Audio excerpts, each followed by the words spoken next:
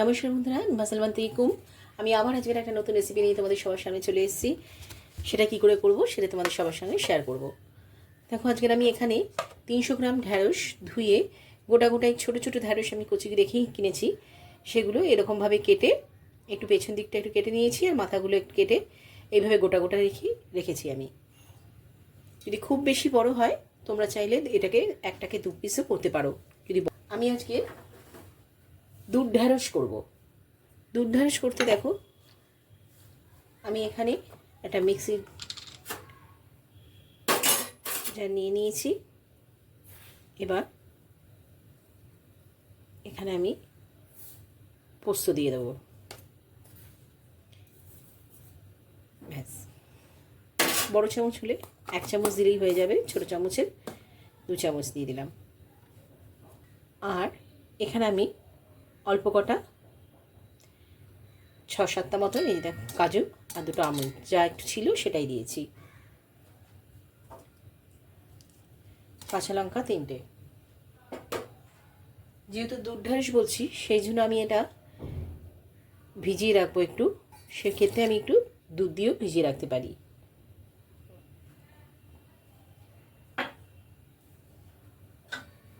এটা 5 মিনিট একটু এইভাবে ঢাকা দিয়ে রেখে দেবো, একটু ভিজবে, ততক্ষণ আমরা ঢ্যাঁড়সটা হালকা করে ফ্রাই করে নেবো। ওভেনে কড়া বসিয়ে দিয়েছি।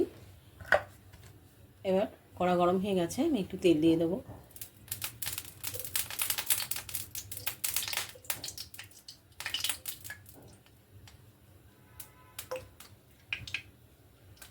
আমি সাদা তেল দিয়ে করছি, তোমরা চাইলে কিন্তু সর্ষের তেলও দিতে পারো। তেল গরম হয়ে গেছে, একটু 5 ফোড়ন দেবো।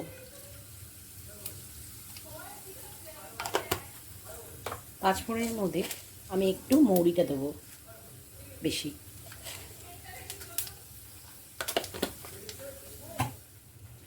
আর একটা শুকনো লঙ্কা দিয়ে দেবো।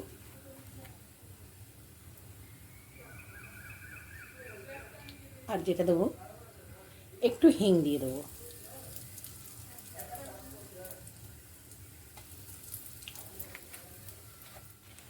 এবার ঢ্যাঁড়সগুলো দিয়ে দেবো।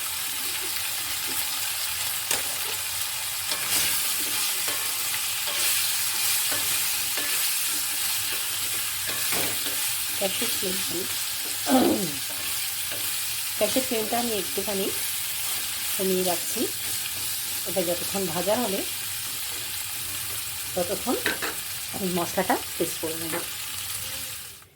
ঢ্যাঁড়সটা ভাজা হতে হতে ততক্ষণ আমরা এখানে পেস্টটা করে ফেলছি।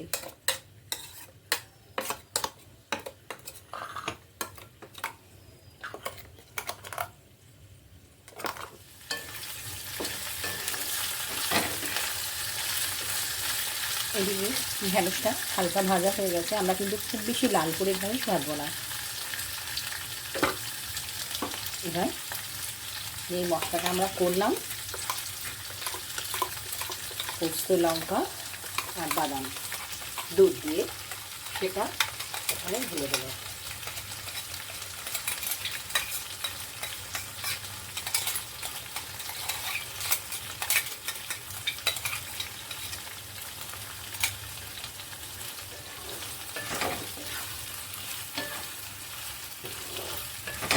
আমরা কিন্তু ঢ্যাঁড়স ভাজার সময় নুন দিইনি, তাহলে ঢ্যাঁড়সগুলো খুব নরম হয়ে যেত।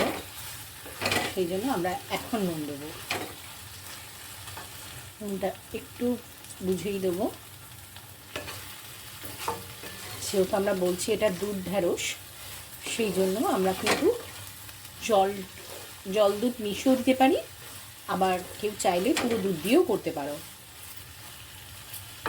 আমি জল দুধ মিশিয়েই দেবো একটু। আমি হলুদ দেবো না, এটা একটু সাদা সাদাই রাখবো।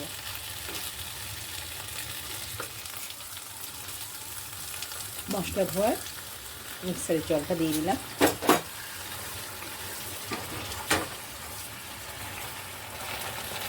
সামান্য চিনি দিলাম।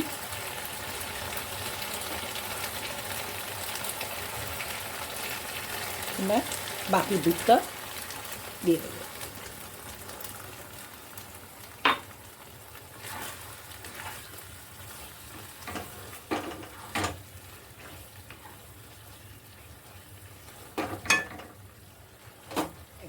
একটু জল দিয়ে দেবো এর সঙ্গে।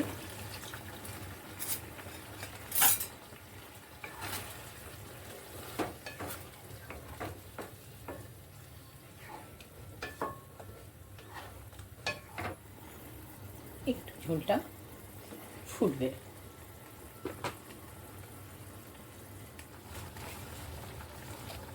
অল্প একটু কেসরি মেথি ছড়িয়ে দেবো থেকে।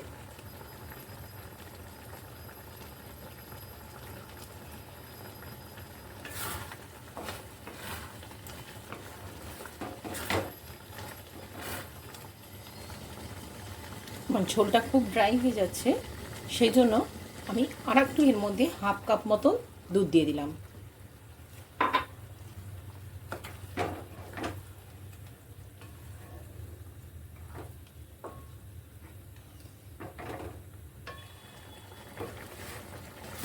পুরো একদম দুধের মতন সাদা পায়েসের মতন লাগছে।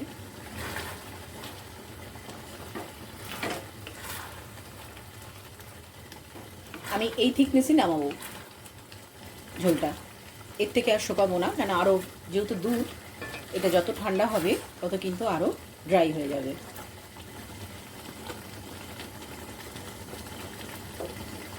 আমার রেসিপিটা যদি তোমাদের ভালো লেগে থাকে তাহলে প্লিজ যারা ফেসবুক থেকে দেখছো তারা একটা লাইক করতে ভুলো না প্লিজ, আর যারা ইউটিউব থেকে দেখছো তারা একটা সাবস্ক্রাইব করতে ভুলো না প্লিজ। আমার দুধ ঢ্যাঁড়স রেডি হয়ে গেছে, আমি সার্ভ করে দিয়েছি। যখন যেমন দেখতেও হয়েছে তেমনি কিন্তু খেতেও খুব সুন্দর হয়েছে, টেস্টি হয়েছে। একবার খেলে কিন্তু ঢ্যাঁড়স আবার এরকম করেই খেতে ইচ্ছে হবে। আর যারা খাওনি তারা চটজলদি আমার এই রেসিপিটা দেখে একবার ঘরে ট্রাই করে নাও। দেখো একদম বেশি সময়ও লাগে না, ঘরে থাকা ইনগ্রিডিয়েন্টস দিয়েই সব কিছু কিন্তু করা যায়।